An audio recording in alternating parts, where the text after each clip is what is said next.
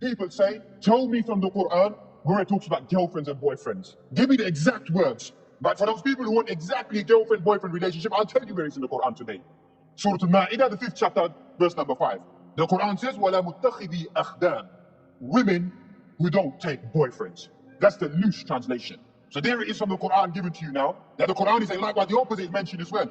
Men who don't take women as their girlfriends has been mentioned inside the Quran as well. When this is a common trend in this society, because they make us feel abnormal. Allah has made marriage very easy so that no one has an excuse to say, I committed adultery. It's one of the kaba'ir. It's one of the major sins. It removes the nur from the face of an individual.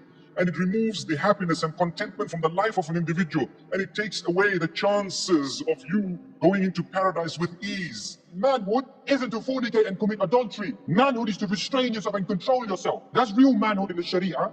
And they don't commit zina. They don't have boyfriends and girlfriends. He says, وَلَا يَزْنُونَ. They don't have secret relationships.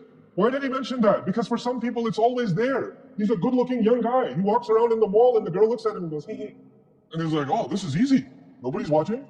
And he stops himself. It's hard. Would you stop yourself?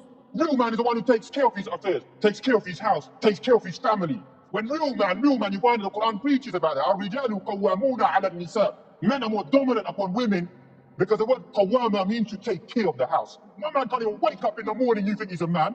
My man can't even work for a day's living. Lives off the dole, lives off the government. And then you think that he's a man? So these people are trying to promote in our society and Muslims as well. There must be harm, there's no harm. There's love before marriage. The Sharia talks about love after marriage. How can a Muslim commit zina? How can they do that? يُضَاعَفْ لَهُ الْعَذَابِ يَوْمَ الْقِيَامَةِ. The punishment will be double for those people. And now Allah says these kaba'ir, these three things, shirk, adultery, illegitimate relations, these three things, if a Muslim does it, anybody else does it, they will get punished. A Muslim does it, I'll punish him double. He knew it and he still did it. وَيَخْلُدْ فِيهِ مُهَانًا. And he will remain in that punishment humiliated. But you need to seek forgiveness. No matter what you've done. You know what Allah subhanahu wa ta'ala says?